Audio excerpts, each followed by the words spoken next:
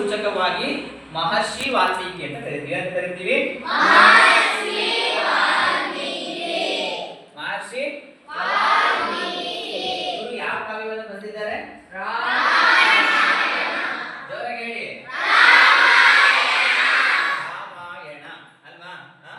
ಯಾವ ಕಾವ್ಯವನ್ನು ಬರೆದಿದ್ದಾರೆ? ಇದು ಮೊದಲ ಕಾವ್ಯ. ಎರಡನೇ ಮಹಾಕಾವ್ಯ ಯಾವುದು?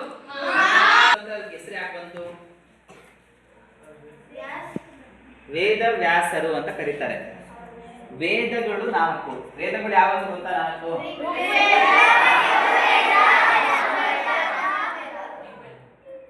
ಹೇಳಿ, ಕರೆಕ್ಟಾಗಿ ಹೇಳಿ. ಯಾರಾದ್ರೂ ನಿಂತ್ಕೊಂಡು ಹೇಳಿ. ಹೇಳ್ತೀಯಾ ವಿವೇಕ್? ಹೇಳ್ತೀಯಾ? ನಿಮಗೆ ಗೊತ್ತಾ? 4 ವೇದ ಹೇಳಿ. ಎಲ್ಲೆಡೆ ಕೇಳಿಸ್ಕೋಬೇಕು. ನೋಡಿ, ನಿಮ್ಗೆ ಗೊತ್ತಿಲ್ಲ ಅಂದ್ರೆ ನೋಡ್ರಿ, ಪ್ರಶ್ನೆಗಳನ್ನ ಪ್ರತಿಯೊಬ್ಬರು ಕೇಳ್ತೀನಿ ನಾನು. ನೀವು ಅಲರ್ಟ್ ಆಗಿ ಕೇಳಿಸ್ಕೋಬೇಕು. ಇಲ್ಲಾಂದ್ರೆ ಹೊರಗಡೆ ಕಳಿಸ್ತೀನಿ. ಅರ್ಥ ಆಗ್ತಿದ್ಯಾ? ಹೇ ಶ್ರೇಯಸ್ ರೆಡ್ಡಿ, ನಾನೇನು ಹೇಳ್ತೀನಿ ಕೇಳಿಸ್ಕೊಳ್ಳಿ. ಎಲ್ಲರೂ ಕೇಳಿಸ್ಕೊಳ್ಳಿ. ಅವ್ಳು ಮಾತಾಡ್ಸಿ, ಅವ್ಳು ಹೇಳ್ತೀನಿ ಕೇಳಿಸ್ಕೊ. ಆಯ್ತಾ? ನೀನೇ ಕೇಳೋದು. ಆಯ್ತಾ? ಅಲರ್ಟ್ ಆಗಿರ್ಬೇಕು. ಅವಳ ಬೆಂಬಲಿಸಿರೋದು ಇಲ್ಲಂತೆ ಬೆನ್ನಿಗೆ ಬಂದು ಸರಿ ಆಗ್ತದೆ ನೋಡು. ಸುದ್ದವರು ಋಗ್ವೇದ, ಸಮವೇದ, ಋಗ್ವೇದ ಹೇಳು. ಋಗ್ವೇದ, ಸಮವೇದ, ಯಜುರ್ವೇದ, ಅಥರ್ವವೇದ. ಋಗ್ವೇದ, ಋಗ್ವೇದ, ಯಜುರ್ವೇದ, ಸಾಮವೇದ, ಅಥರ್ವಣ ವೇದ. ಇವುಗಳನ್ನ ಇವು 4 ಸೇರಿ ಅಂತ ಏನಂತೀವಿ? ವೇದಗಳು. ಈ 4 ವೇದಗಳನ್ನ ವೇದವ್ಯಾಸರು ವಿಂಗಡಿಸ್ತಾರೆ, ಪಾರ್ಟ್ಸ್ ಮಾಡ್ತಾರೆ. ಅದಕ್ಕೆ ಅವರನ್ನ ಏನಂತ ಕರೀತಾರೆ? ವೇದವ್ಯಾಸರು ಅಲ್ವಾ?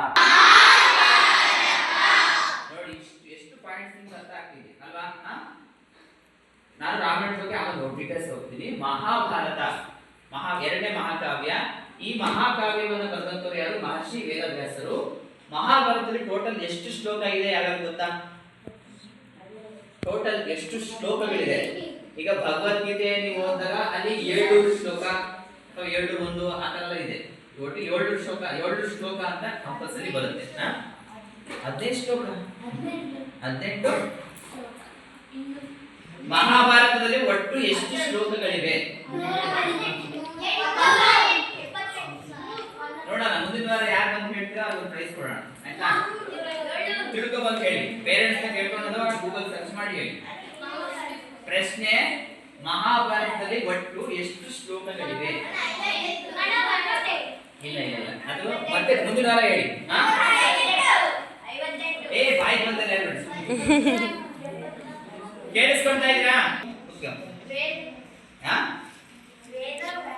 ಎದ್ದೇಳ್ಬೇಕು. ಎದ್ಕೋಬೇಕು. ವೇದ ವ್ಯಾಸರು ಯಾರು ಬರ್ತಿದ್ದು? ಮಹರ್ಷಿ. ನೋಡಿ, ಇಷ್ಟು ಪಾಯಿಂಟ್. ಮುಂದಿನ ವಾರ ಶ್ಲೋಕ ಎಷ್ಟು ಅಂತ ತಿಳ್ಕೊಬರ್ಬೇಕು. ಆಯ್ತಾ? ಮಹಾಭಾರತದಲ್ಲಿ ಎಷ್ಟು ಶ್ಲೋಕ ಇದೆ ತಿಳ್ಕೊಬಂದು ಹೇಳ್ಬೇಕು. ಅರ್ಥ